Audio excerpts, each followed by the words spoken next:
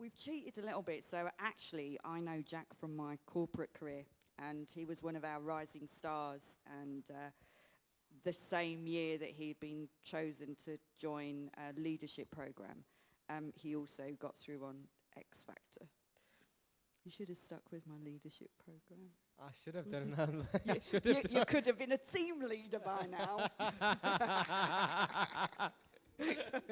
So yeah, should have done, really. You've done better than that, haven't you? Because like your professional career in terms of your profession, as in not singing. Well, I actually was laughing earlier because this is obviously corporate and the big bad corporate companies. I do actually work for a big corporate company, but I am the least corporate person in the world, really, when it comes down to it. So I think there's always a right way and a wrong way to go about something. So I think that's the way I've tried to go down the right way. So when I bumped into you and explained the Soup Jam concept, why did you say yes? Is it just because you knew me, or? Yes, it was. I think, to be honest, as the years have kind of gone by, when I left X Factor, I did various things in music and different projects. And as you get older, you start to realise sometimes, right, I think I need to start thinking about a career now and making a living and all that jazz. So it slowly started to get diluted, which I thought was really sad, to be honest. And then a couple of years ago, I did some singing with my brother-in-law and my sister. And we did like a big event in Sheffield, and that kind of sparked my interest again in music. Didn't do anything again for a couple of years, and I'm sat outside having a quiet glass of wine in the Mercure. I was drunk, actually. And Pennie said, whilst I've got you, you're going to be singing this at the Super. Would you like to? I said, I'd love to, and here we are. And now, if you knew, now you get to learn more about what the Soup concept is and the fact that you're joining the band. What would your advice be to anyone out there that wanted a stage, whether they've got experience or not, or if they're one of the Sheffield superstars? My advice would be that I think people say that practice makes perfect. And in my experience, I've never found that to be true, actually.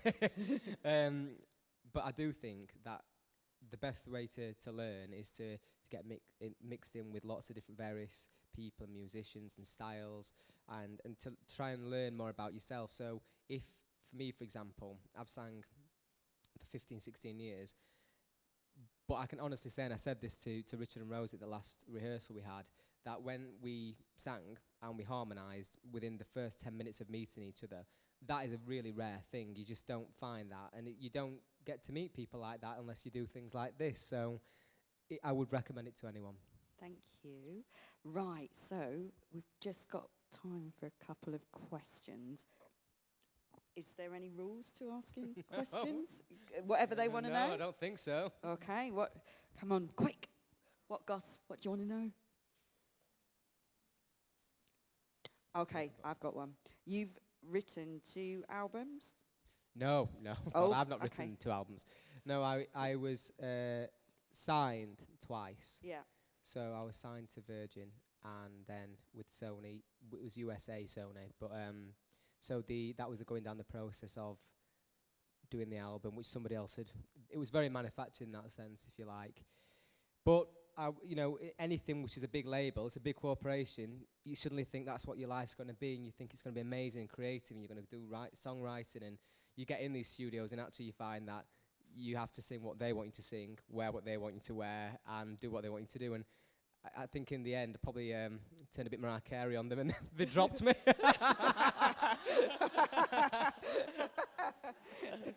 So yeah. And then your second deal, you got to write songs, didn't you? I got to. That was it was in a band called Jack James, and that was more sort of writing music and being the creative side of it. And we had a management deal with Psycho, which is through Simon Cowell's affiliation. Have you met him? Yes, oh, yeah. Right. But in a minute. that was more creative, and that was a lot more sort of fun. But I think it's when stuff like this is great because it's a nice evening and people are obviously nice and receptive, and you get fed. but which is great. Whereas when you put something in a band, sometimes there's a lot of pressure to make sure it's right and to make a living and to get somewhere with it.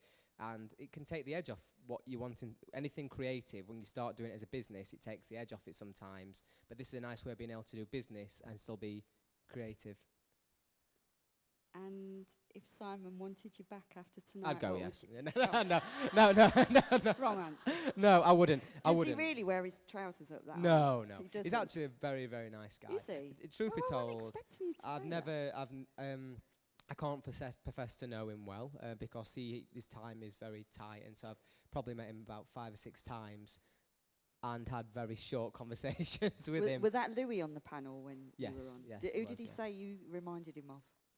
Oh, I don't think I... You remind me of a young... Shaka Khan? I don't know, I had big hair back then, you know. No, I didn't say anyone for me, but he's just said, yes, but I'm not sure. And that's Louis Walsh. Well, listen, thank you. Thank you so much for playing for us tonight. Thank you for having me. Also, thank you for joining Thank you. Jam. Thank you.